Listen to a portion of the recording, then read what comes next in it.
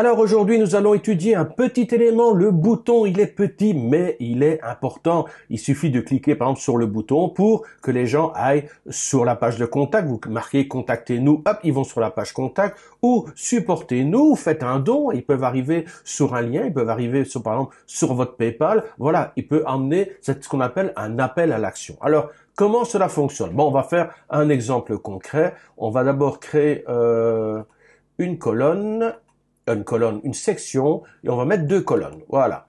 Deux colonnes. On va pas mettre directement un bouton. Généralement, il y a toujours un petit texte d'introduction et en dessous, voilà, si vous désirez supporter notre chaîne YouTube ou notre blog ou ceci ou cela, n'hésitez pas à nous faire un petit don. Donc, on met un texte et en dessous, on mettra le bouton. Alors, pour le texte, on clique sur plus. Voilà, éditeur de texte. Voilà, on a un tout petit texte, c'est très bien. On peut même faire un modifier. Alors, où est-ce que j'ai mis ça? Voilà, comme ça, j'ai mon texte qui est un peu plus long quand même.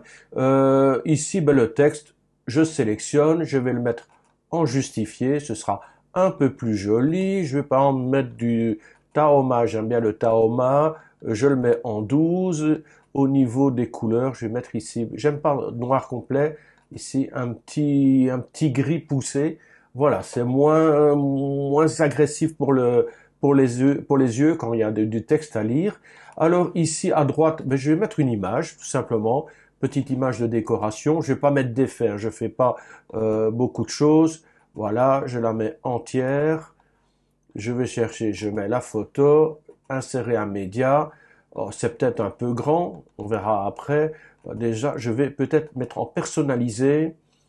Et au niveau de la taille, allez, je vais la mettre à 200 en hauteur. Automatiquement, la largeur va s'appliquer, va se mettre en correspondant. Voilà, comme ça, apparemment, l'image est plus ou moins même dimension que le texte. Pour l'instant, on fera des modifs après si nécessaire. Ce qui nous importe maintenant, c'est le fameux bouton.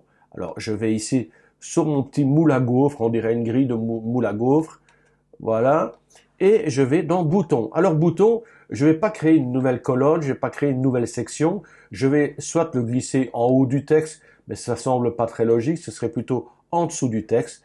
Donc je prends mon bouton, clic gauche de la souris, je garde le clic gauche enfoncé, je glisse. Vous voyez, il y a une ligne bleue qui s'affiche pour le mettre en haut ou une ligne bleue pour le mettre en dessous du texte. Je lâche et voilà, j'ai mon bouton qui s'est affiché juste en bas du texte. Maintenant, on va voir un petit peu ce qu'on peut faire à partir de ce bouton. Alors, le type, ce bouton par défaut, on peut choisir d'autres infos succès et il peut changer de couleur. Nous, on va plutôt personnaliser ça. Alors, le texte ici, c'est par exemple, contactez-nous. Contactez-nous. Donc, ensuite, le lien. Lien très important. Il faut que je vous dise une chose par rapport au lien. Donc, soit, par exemple, vous mettez contactez-nous et vous allez envoyer vers votre page de contact. Donc, vous mettez le lien qui emmène à la page de contact ou alors vous amenez à un lien qui emmène vers une page, vers une autre page. Alors, là, vous avez les options du lien. Par exemple, je vais cliquer HTTPS, voilà, expatiam.com, qui est mon site dédié à l'expatriation en Thaïlande. Mais si vous tapez juste ça comme ça, il faut quand même lui donner, ici, regardez, il y a une petite roue et il y a des options du lien. Alors, très important, je vous conseille de cliquer sur les options du lien et de choisir ouvrir dans une nouvelle fenêtre. Pourquoi je dis ça? Si vous, par exemple, si vous allez sur une autre page de votre blog, vous n'êtes pas obligé de caser cette page-là, cette case-là, puisque vous serez toujours sur votre blog. Mais supposons que là, ça amène vers un autre site internet. Si vous ne cliquez pas ici, le site qui sera en cours sera écrasé et ce sera écrasé par le nouveau site qui va apparaître, expatiam.com. Par contre, si vous ouvrez dans une nouvelle fenêtre, automatiquement, la fenêtre qui est en cours va être sauvegardée et il y a une nouvelle fenêtre qui va s'ouvrir. On garde ça tout de suite, mettre à jour. On va regarder ici dans prévisualiser les modifications. Voilà, il vient d'ouvrir ce qu'on appelle ouvrir une nouvelle fenêtre. Donc je suis ici, je clique sur contactez-nous. Vous voyez notre fenêtre ici, hein, démo Elementor. Je fais cliquer et regardez, il y a une nouvelle fenêtre qui s'est ouverte. Vivre en Thaïlande, voilà, ça c'est mon blog. Bon, il n'y a pas la peine de le laisser pendant 36 heures. Et mets la fenêtre ici. Donc, quand je ferme ma fenêtre ici, je reviens ici, ça n'a pas disparu. Or, si je ne sélectionne pas cette case ouvrir dans une nouvelle fenêtre, je mets à jour. Voilà. Je suis sur ma page ici, démo Elementor, contactez-nous. Et voilà, regardez, ma page a disparu, elle a été écrasée. Pour la retrouver, si je ferme ma fenêtre, ben voilà, j'ai plus de page.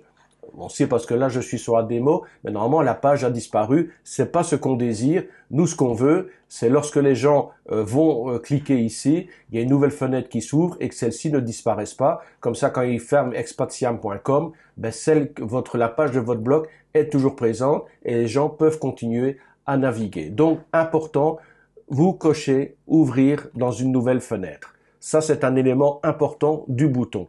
Ensuite, on descend, l'alignement gauche, centré, droite, justifié. Bon, on peut mettre par exemple centré. La taille, il y a plusieurs tailles d'origine. Voilà, généralement très petit suffit. Des icônes, pas d'icônes. On peut choisir dans la bibliothèque d'icônes. Hop, on clique et vous regardez ici, vous avez plein d'icônes à disposition.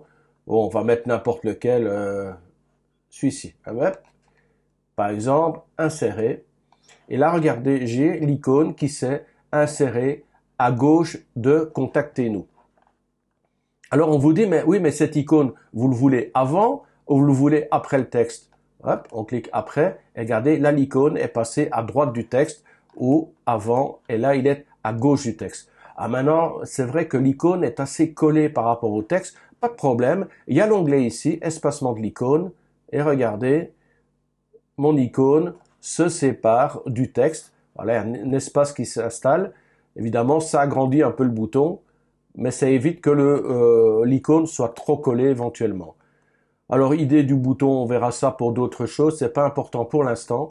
Le style, mais ça, on est toujours sur le style du bouton, on va aller très vite. La typographie, regardez toutes les possibilités, mais c'est pour modifier la typographie du texte, contactez-nous qui est à l'intérieur. On va pas en mettre au hasard, hein.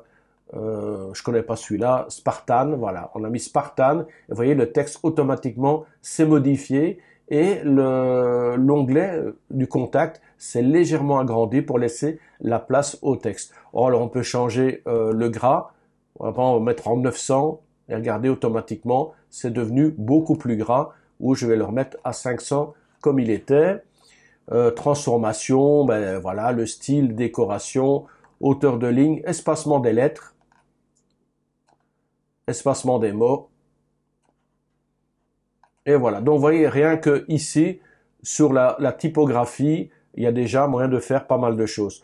Ombre du texte, oui, on peut en rajouter un, mais c'est... allez, on va le noircir un petit peu, qu'il soit visible. Oui, déjà ici, on l'aperçoit. Je vais mettre à fond même. Comme ça, vous verrez bien. Il est à 10. Au niveau du flou, on va le mettre... Voilà, par exemple, à du 2. On peut mettre 1 et 1 en vertical et en horizontal. Et automatiquement, regardez, vous avez l'ongle qui s'est rajouté au texte et également au petit smiley où vous mettez pas d'ombre. Je trouve ça un peu lourd. Mais ça, c'est une question de goût, hein. Moi, je vais virer l'ombre. Alors, comme je veux pas, je clique ici, retour par défaut. Et voilà, il m'a supprimé l'ombre. Un aspect intéressant, c'est normal au survol. Vous devez déjà connaître ça si vous avez regardé mes autres tutoriels. Nous avons la couleur du fond qui est en vert, la couleur du texte qui est en blanc. Donc ça, c'est en normal. Par exemple, au survol, je peux décider que la couleur du texte devienne verte et la couleur de l'arrière-plan, à ce moment-là, devienne blanche, par exemple, ou ouais, blanche, tout simplement. Il est où mon blanc? Il est là. Hop, ça devient blanc. Alors, quand on arrive, donc normal, et hop, vous voyez, ça change que lorsqu'on survole, c'est vrai que blanc, ça le fait pas trop, parce que là, on a plein l'impression que le bouton existe. Sauf si, éventuellement, on met une petite bordure continue, de 1, tout simplement. Et à ce moment-là, effectivement, on peut voir la bordure. Et mieux encore, si on rajoute déjà un petit rayon de bordure. Moi, j'aime pas les trucs qui sont trop carrés. Voilà, comme ça, j'ai mis un petit arrondi. C'est peut-être un peu beaucoup à 10. Allez, on va mettre à 6, voilà, un petit arrondi à 6. Et là, je vais rajouter un nombre de la boîte pour le bouton. Alors, la couleur, je la laisse. Horizontale, je mets, moi, 2. 2. Le flou. Et, oh, c'est peut-être beaucoup. Allez, on va mettre à 4. Voilà. Ensuite, on peut déjà regarder ce que ça donne. Alors, pour regarder ce que ça donne, vous pouvez effectivement cliquer sur le petit œil que je vous ai donné ici. Sinon, il y a une autre solution, c'est la flèche qui est ici. Regardez, je clique sur la flèche et là, j'ai un aperçu. Et voilà, quand on clique sur le bouton, contactez-nous. Voilà, donc je reviens maintenant à mes attributs, style. Voilà, pour le style, on a fait le tour. Et pour les avancées, on peut travailler sur les marges, effectivement. Ici, je vous conseille, si vous voulez vraiment travailler, si vous ne bougez pas la petite chaîne ici, tous les éléments vont être bougés en même temps. Regardez. Voilà, il y a une marge qui s'ajoute à gauche, à droite, au-dessus, en gauche, à droite. Voilà, je vais remettre à 0. Par contre, si je clique ici, vous voyez, la chaîne est cassée et je peux bouger les marges comme je veux. Par exemple, rien que le haut et rien que le bas. Voilà. Et à ce moment-là, gauche et droite ne sont pas impactés. On peut également faire la même chose avec les marges internes, position par défaut. Ce qui peut nous intéresser, c'est éventuellement un effet de mouvement avec le petit fondu enchaîné, lent. Voilà, lorsqu'il rentre là-dedans, transformer, tout ça, on a déjà vu. Il me semble que dans le style, il y avait quelque chose de possible aussi par rapport au bouton. Alors, ça doit être dans le style. Il me semble que normal au survol, il n'y a rien. Mais par contre, quand on met au survol, je vous ai dit, on peut changer couleur, type d'arrière-plan et tout ça. Mais on peut également mettre une animation de survol. Du shrink par exemple. Hein. Je vous laisserai essayer vous-même. Regardez, vous voyez. Ça fait juste un petit effet. Je vous en montre un autre. Par exemple, pop. Et à ce moment-là, vous voyez, dès que vous arrivez, ça fait un petit effet. Je vous laisse découvrir tout ça. Donc ça, c'est la partie au survol. Lorsque vous survolez le bouton, bon, c'est normal, quand il est en normal, il peut rien se passer. Juste là, le fondu enchaîné quand il apparaît. Mais c'est au moment du survol que vous pouvez lui donner en plus un petit effet, non seulement au niveau de la couleur, du texte, mais également au niveau du bouton. Voilà, vous pouvez donner un petit effet au survol. On met à jour. On regarde ce que ça donne. On va cliquer ici.